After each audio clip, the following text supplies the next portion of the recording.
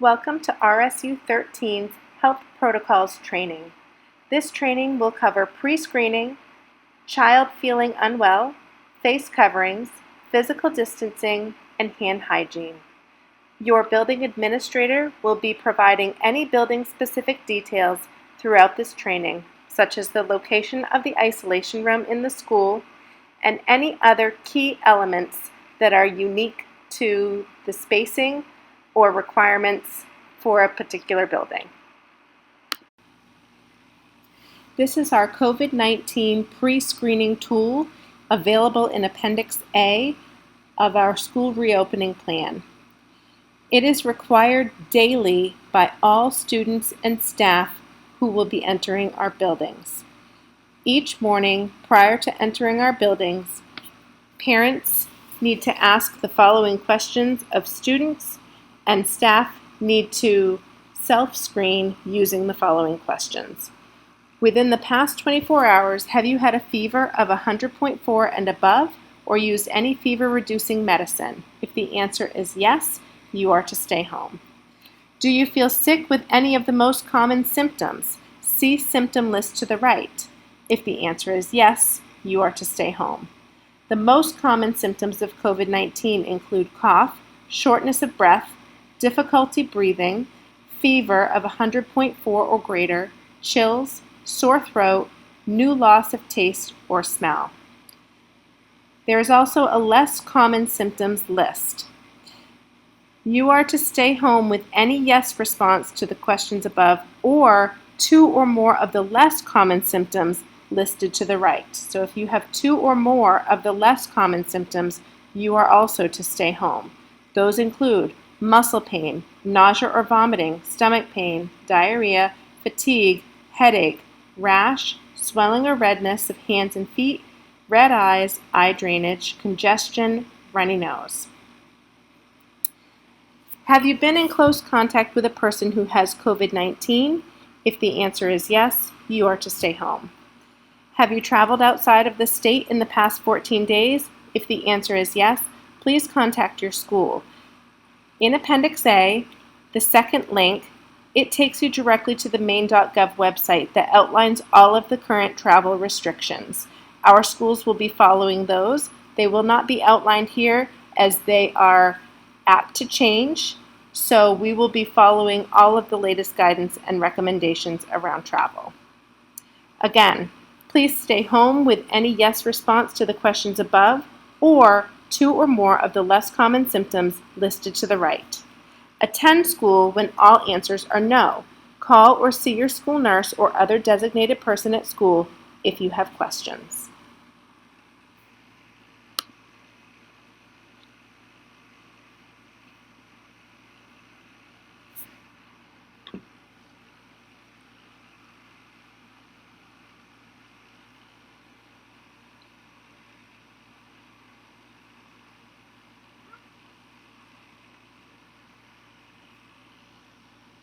Please familiarize yourself with this flowchart, which is also available in Appendix B of the school reopening plan. This flowchart is to be used if a child feels or appears unwell at any point throughout the school day. All bus drivers and school staff should ensure that they're monitoring during the day how students are appearing or feeling, and making sure that if at any point a child feels or appears unwell, that they follow this chart.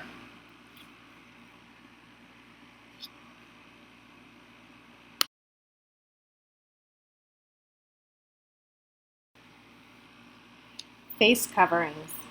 Face coverings for staff and students are required at all times, including buses, with the exception of eating with 6-foot distancing for our students. Outdoor recess is also permitted as a mask-free time when students are able to physically distance by 6 feet, and during brief mask breaks between class periods or transitions when students can be at least 6 feet apart. Face shields may be an option for those students with documented medical, behavioral, or other challenges who are unable to wear face coverings. Face shields may also be an option for staff who cannot wear a face covering due to documented medical or other health reasons. Face shields worn in place of a face covering must extend below the chin and back to the ears. Coverings and shields, if applicable, should be provided by the student or family, but extra masks will be made available by the school for students who need them. All cloth masks should be washed daily. Additional safety precautions are required for school nurses and/or any staff supporting students in close proximity when distance is not possible or when students require physical assistance. These precautions will, at a minimum, include eye protection, such as the addition of a face shield or goggles. That's inclusive of the mask covering.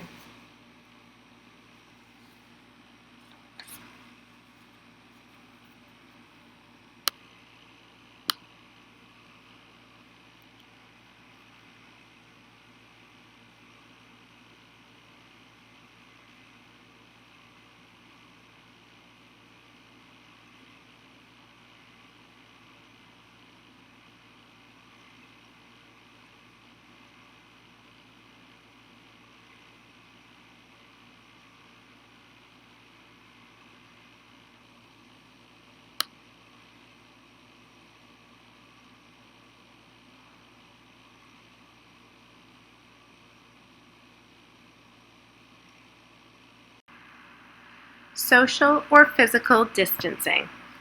Physical distancing is another important practice that helps mitigate transmission of the virus. Schools should aim for 6 feet of distance between individuals where feasible. At the same time, a minimum physical distance of 3 feet between students is adequate when combined with other measures, including the use of face coverings, screening, and hand hygiene. Because of the reduced susceptibility in children and lower apparent rates of transmission, establishing a minimum physical distance of 3 feet is informed by evidence and balances the lower risk of COVID-19 transmission and the overarching benefits of in-person school. Educators are encouraged to hold classes and activities outside whenever possible.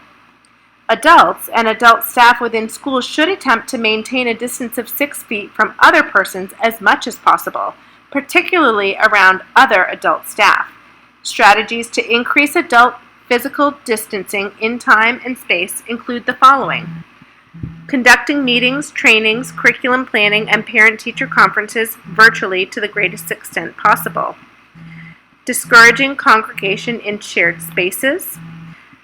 Staggering drop-offs and pickups, and the use of physical barriers such as plexiglass in reception areas. Additional safety precautions are required for school nurses and/or any staff supporting students with disabilities in close proximity when distance is not possible. These precautions must, at a minimum, include eye protection, such as a face shield or goggles, and a face covering. Attention to physical distancing should include when students are moving throughout the school, such as in hallways and between class periods. Hand hygiene. Frequent hand hygiene reduces the risk of transmission of COVID-19 by removing pathogens from the surface of the hands. All students and staff must exercise hand hygiene through hand washing or hand sanitizer. Upon the arrival to school, before and after eating, after using the restroom, before and after using shared or playground equipment, before putting on and taking off masks, and before dismissal. After eating, the mask is put back on, and then hand hygiene should be done. All students and staff should wash their hands using soap and water for at least 20 seconds whenever hands are visibly soiled and after using the bathroom. Dry hands with disposable paper towels.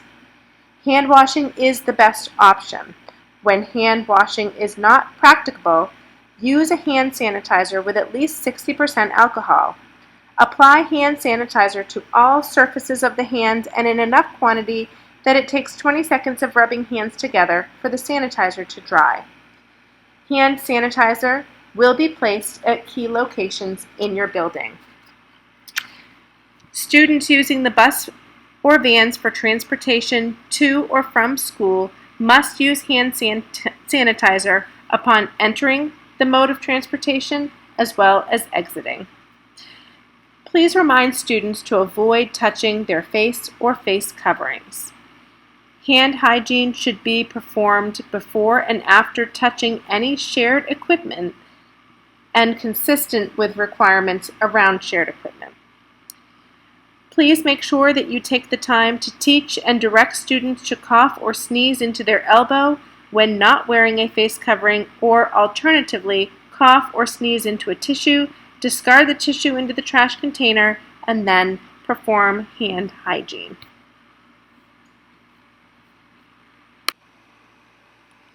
What you need to know about hand washing. Why should I use soap and water to wash my hands? Germs can get onto your hands and items you touch throughout the day. When your hands may be dirty, it's best to wash with soap and water to remove whatever germs might be on them. Warm or cold water, either is fine as long as it's clean.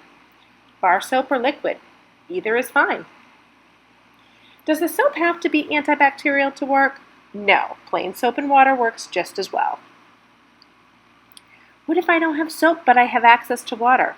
Using soap to wash hands is more effective than using water alone, but if water is all you have, rub your hands together under it and wipe off with a clean and dry towel. When hands are not visibly dirty, you can use an alcohol-based hand sanitizer that contains at least 60% alcohol. How long do I need to scrub when washing my hands? Scrubbing your hands for at least 20 seconds is most effective. Do I have to clean under my fingernails? Yes, germs like to hide under fingernails. Make sure to clean there too. Towel or air dry? Either is fine, but if you're using a towel, make sure it's clean. Should I use a paper towel to turn off the faucet or open the door of a public restroom? There isn't much scientific evidence about this. If you're concerned about getting germs on your hands, go ahead and use paper towel to turn off the faucet and open the door. What if I don't have soap or water to wash my hands? If soap and water are not available, use an alcohol-based hand sanitizer that contains at least 60% alcohol. Alcohol-based hand sanitizers can quickly kill most types of germs on the hands, but it might not kill certain viruses and bacteria, viruses that cause diarrhea. You should wash your hands before eating and after using the restroom. Protect yourself and others by washing your hands with soap and water.